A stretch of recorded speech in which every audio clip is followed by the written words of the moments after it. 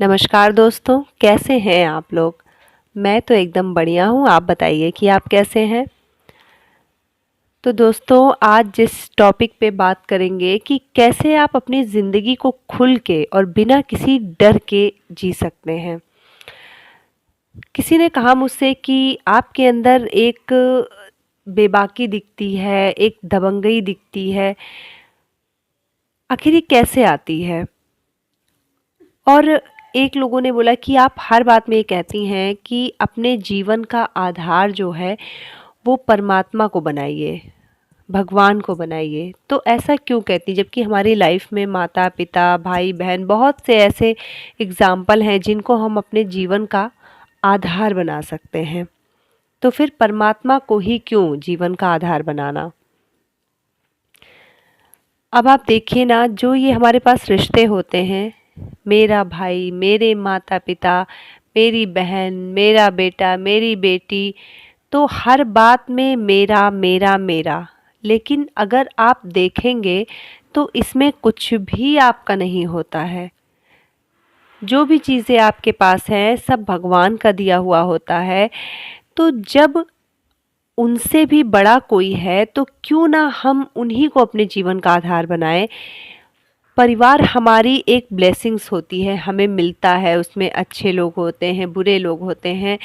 तो वो भगवान की तरफ से हमें गिफ्ट होता है, हमें ब्लेसिंग्स होती हैं जो हमें मिलती हैं। तो हमें उनकी केयर करनी चाहिए, उनको संभाल के रखना चाहिए, प्यार से उनके साथ रहना चाहिए और हर एक रिश्ते का मान सम्मान रखना चाहिए। लेकिन जो एक लगाव होता है ना, वो जो वो आपको परमात्मा से ही रखना चाहिए।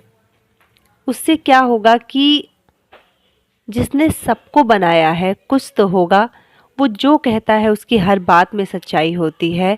और उसके जो कहे, उसके जो नियम हैं, अगर हम उस पे चलें तो हमको कभी भी अपनी लाइफ में कोई दिक्कतें नहीं आएंगी और अपनी लाइफ हम बहुत अच्छे से बिना डरे जी सकते हैं। दूसरी अगर बात करें कि किसकी वैल्यू होती है ना, तो आप देखिए कि इंसान की वैल्यू नहीं होती है। उस इंसान से कितना फ़ायदा है और उस इंसान से कितना नुकसान है, उसकी वैल्यू होती है। अब आप जैसे एग्ज़ाम्पल के तौर पे ले लीजिए कि अगर कोई मक्खी चाय में गिर जाती है तो चाय इंसान फेंक देता है, और अगर वही मक्खी 5 किलो देशी घी में गिर जाती है तो फिर इंसान मक्खी को फेंक देता है। तो ये डिपेंड करता है कि स्थिति और परिस्थिति, इंसान की कोई वैल्यू नहीं है। सिर्फ उस जो स्थिति और परिस्थितियां बनती हैं ना, उस हिसाब से इंसान की जो वैल्यू है ना वो बढ़ती और घटती रहती है।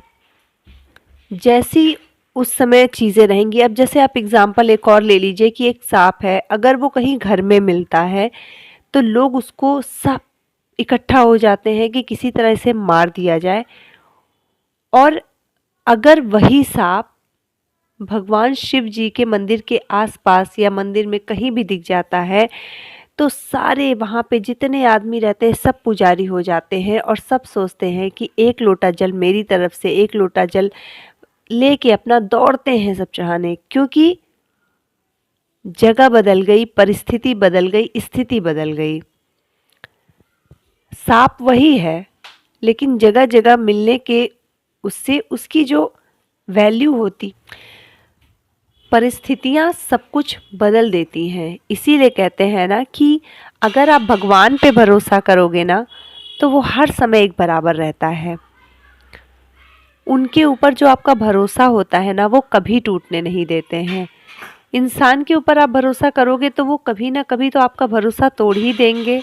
लेकिन अगर वही भरोसा आप भगवान के ऊपर करते हो ना तो आपका वो भरोसा कभी नहीं तोड़ता है।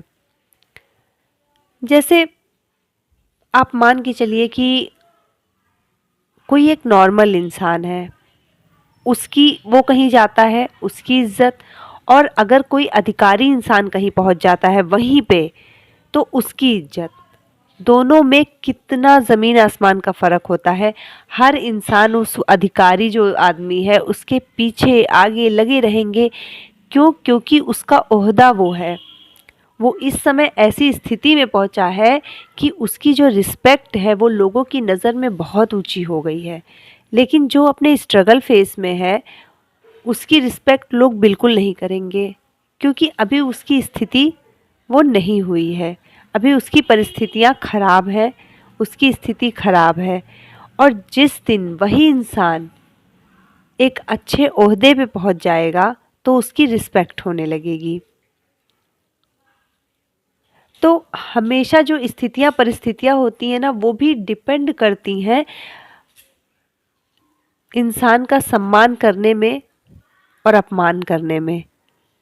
तो जो लोग कहते हैं ना कि वो दबंगई और वो बेबाकी कैसे आती है, तो जब हम उस परम पिता परमेश्वर को अपने आप को समर्पित कर देते हैं ना, जब हम भगवान की शरण में कहते हैं कि बस अब मुझे कुछ नहीं पता भगवान, तू ही संभालेगा सब कुछ, तो फिर अंदर से आपको एक सुकून सा मिलता है और एक शांति आती है और आप एकदम निश्चिंत हो जाते हैं और आपके अंदर एक अलग सी पावर आ जाती है जिससे आपको लगता है कि अब तो सब कुछ ठीक हो जाएगा। क्यों? क्योंकि मैंने तो अपना सब कुछ भगवान के प्रति समर्पित कर दिया है।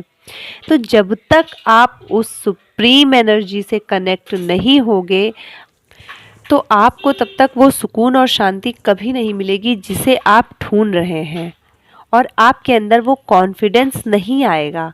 तो इसीलिए भगवान को अपना आधार बनाइए, उनसे कनेक्ट होइए, ध्यान और मेडिटेशन करिए। उसके बाद आप देखेंगे कि आपके अंदर एनर्जी अलग सी आ जाएगी, अलग पॉजिटिव एनर्जी आपके अंदर रहेगी। तो दोस्तों आप ज़रूर बताइएगा कि आपको कैसा लगा। मिलते हैं आपसे नेक्स्ट ब्लॉग में। नमस्कार दोस्तों, जय श्री राम।